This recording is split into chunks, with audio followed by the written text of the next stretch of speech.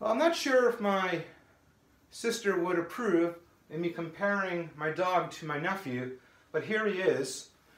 And he is a really, really great kid. Very smart, outgoing, social, very verbal, just generally enjoys being around people. That being said, he also is very, very active, really impulsive, and really at times has difficulty with his behavior and his mood. So, about a week or two ago, his teacher contacted my sister and suggested that he be evaluated for medication. Maybe for ADHD, maybe for anxiety. I'm not sure if the school really concerned one way or the other, but they wanted him on medication. That was the solution. And unfortunately, this is not unusual. In my pediatric practice, this is something that I'm seeing all too often, getting referrals from schools or even parents looking to put their children on medication very quickly without trying other modalities, other strategies, without really understanding the diagnosis. Just give them a pill, and that will cure everything. So again, this is something that we're seeing a lot of within the country as a whole. We, in my opinion, are over-pathologizing development, normal development in fact, and we're over-pathologizing behavioral problems, and the first solution is often that of medication. Medication is up multiple times, exponential amount of times since the 1990s. In fact, the United States uses about 80% of stimulant medication worldwide, and we also use medication off-label, very, very powerful medications, antipsychotics, anticonvulsants, very powerful medication for children to control behavior. This is very, very concerning. So I wondered to myself, is there another possibility here? Is there another paradigm that could explain why so many children carry a psychiatric diagnosis, why so many kids are on medication, why so many kids are showing tremendous physical and medical symptoms just on a day-to-day basis. And one of the things that I really thought about was the level of stress that kids are going through relatively persistently in our society today. Think about it from multiple different modalities, multiple different angles. Nutritionally, kids are eating a lot more fast food. They're eating potentially a lot more foods with toxins in them. Environmentally, the world is much faster, a lot more social media, a lot more stimulation. Educationally, classrooms are big. Kids are not necessarily receiving the education that they, or the educational style or way of learning that is most conducive to them. Families are getting divorced at high levels, over 50%. And traumatic. Unfortunately, there's just been a stark rise in violence, especially mass violence, which children of all ages are being alerted to and thinking about relatively consistently. So, what are we seeing? Well, we're seeing a tremendous increase in stress responses within the body. And what I see a lot is a lot of concerns that physicians have around unknown medical discomfort, such as GI distress, panic, difficulty sleeping, a lot of muscle tension. These are things that I'm seeing throughout the week. And the thing that I think about is just the amount of stress, the amount of pressure we're putting on our autonomic nervous system. which is not made to be under the amount of duress, the amount of stress on a chronic level that many of the children have going for them these days. And their sympathetic nervous system seems to be activated way too much, and many kids simply don't have enough parasympathetic response to put on the brakes and to relax.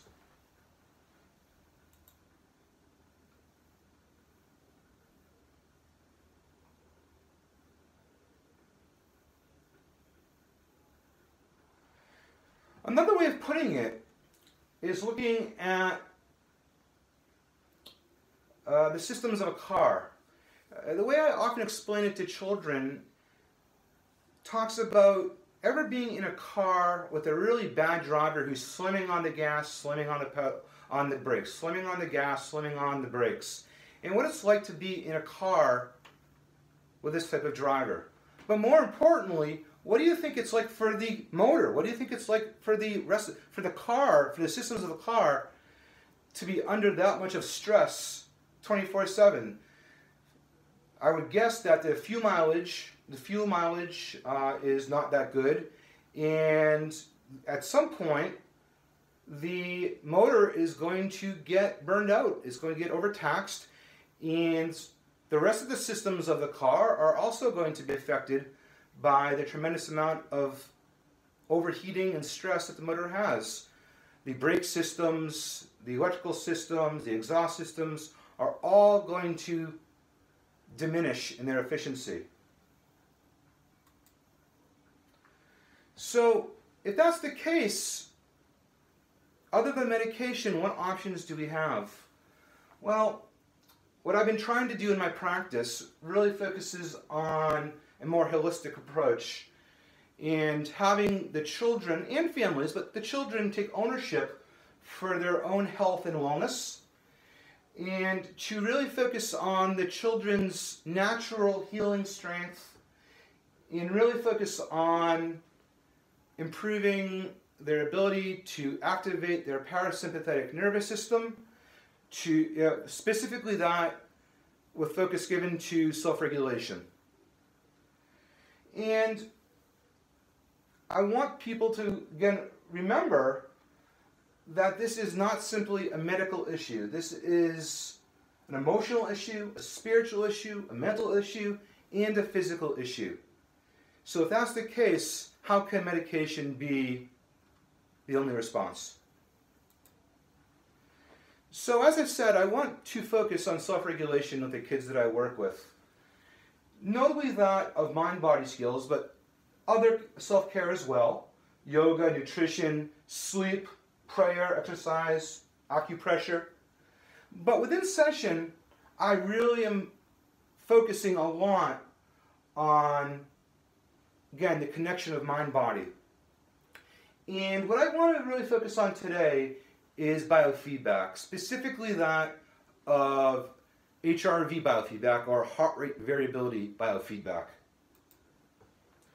And biofeedback is the use of electronic equipment to provide feedback to different physiological functions. For example, we can provide feedback on the amount of sweat on someone's fingers or hands. We can look at the amount of heat coming out of different portions of the body. There are several different mechanisms to receive feedback through different technologies to gain, again, an understanding of our physiology. But the real goal is balancing our autonomic nervous system and or our central nervous system. Now, there's a couple of really good things about biofeedback. First of all, kids really enjoy it. They really enjoy technology. It's something that they can buy into relatively easily. It doesn't necessarily focus on them having to share their feelings or their thoughts, which a lot of especially younger children struggle with. And it's something that is time and cost efficient. I can provide some very important skills to children in a matter of 4 to 6 sessions. This is not 3 years of psychotherapy that we necessarily need. So heart rate variability, as I mentioned before, is one of the really emerging technologies that is being looked at, and something that is possible to use within clinical practice without spending $5,000 or $10,000 worth of equipment.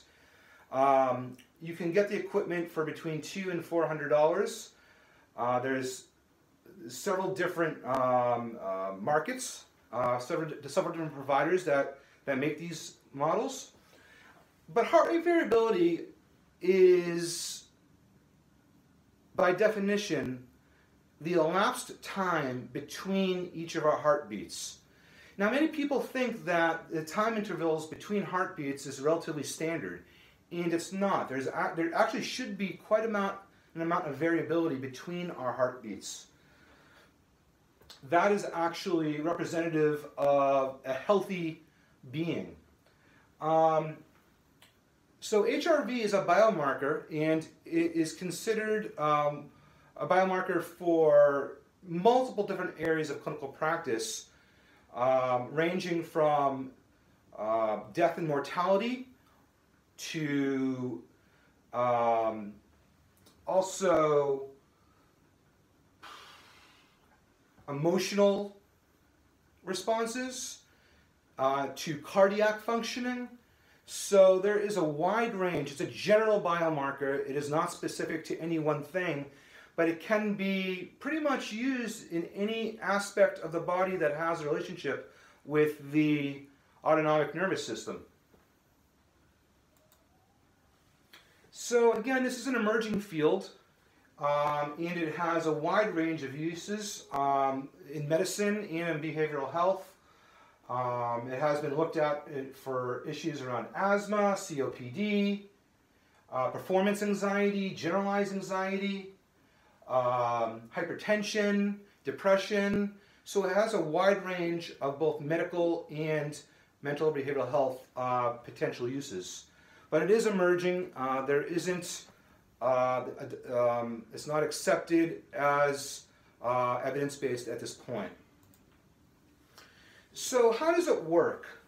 Well, really, what we need to consider here is that the heart really has a lot of importance in terms of the amount of information it sends to the brain.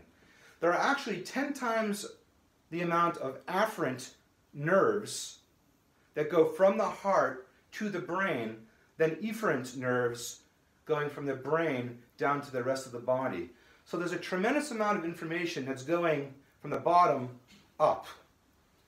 And some of the key things that I want to pay attention to is the fact that if we are able to have a more strong and favorable HRV, then that potentially can improve multiple domains of functioning, including that of perception, emotional experience, and mental processes.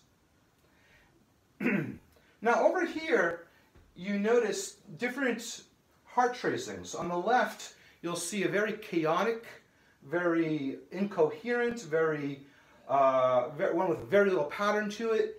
And over here, one that is more of a sine wave that has a nice, consistent pattern to it.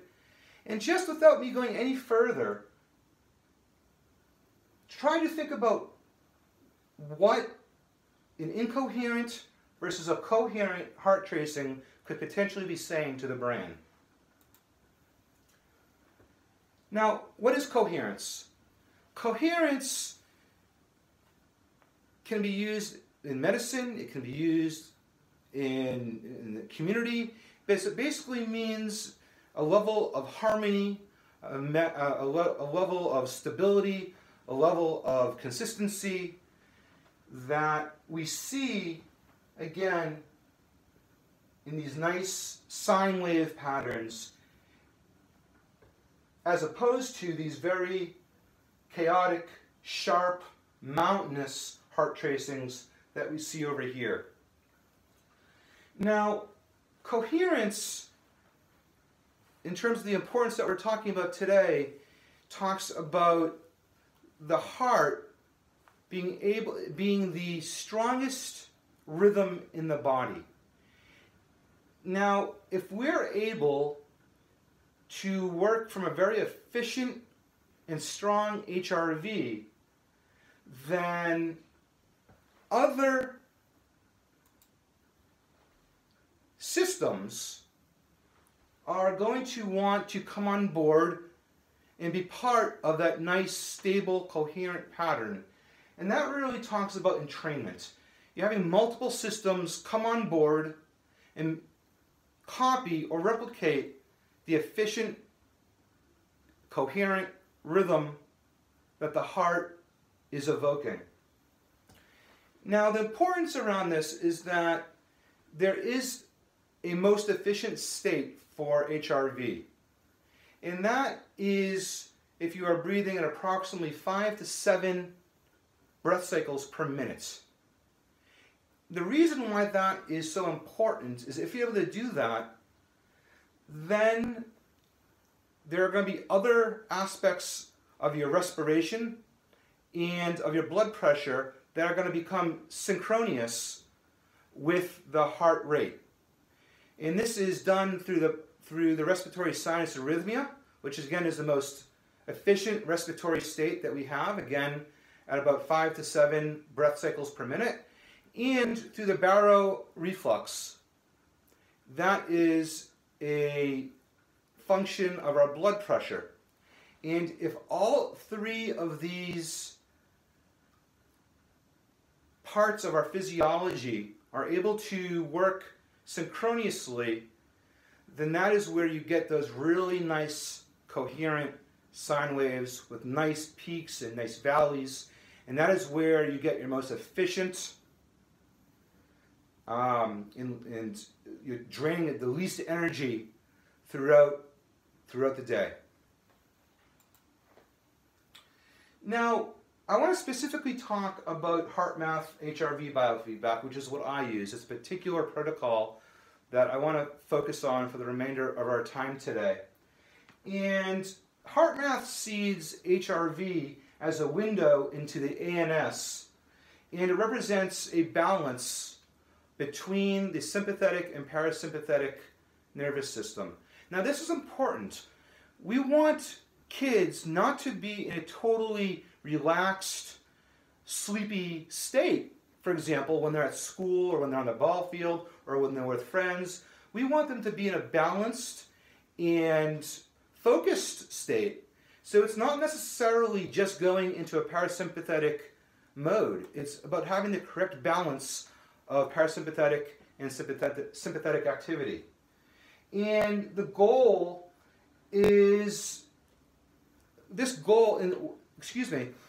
what is also important and what separates this from other protocols for biofeedback is that it also discusses an emotional component. HeartMath believes that being in a more positive emotional state has a tremendous effect on our HRV. It's not purely based on our respirations and purely based on physiology, but our emotional state also plays a role in it, and it provides for a much more coherent and ordered pattern of HRV. Now, another interesting part of this, beyond our emotions, is there's also an additional part of this that talks about pain. And much of the afferent nerves that go from our heart to our brain go through the vagal nervous system, the 10th cranial nerve. And when you have increased parasympathetic activity in there, it actually produces a pain inhibition effect. So an additional positive aspect of this can be used for pain management. If you're able to be in a more coherent and parasympathetically and sympathetically mediated state, then that's going to actually help with pain management as well. That's just an aside note. So again, an emerging field, this is an emerging application, but it's being used across transdiagnostic areas within pediatric practice. Again, for chronic pain, ADHD, depression, anxiety, learning disabilities, even for performance. I've used this with college and high school athletes that want to improve their performance. And this has a really nice effect for people such as that as well. It doesn't necessarily need to be a clinical diagnosis that we're talking about. But again, in emerging fields, a lot of research still needs to be done. So in terms of the pediatric protocol, as I mentioned before, I can do some really good work in 4 to 6 sessions with children, spaced between 1 and 2 weeks apart. And again, there are 3 goals. The goals are to be able to discern a relaxed versus a stressed out state, to gain some control or balance in terms of our physiology, and thirdly, to be able to generalize this application across environmental stressors in our daily living.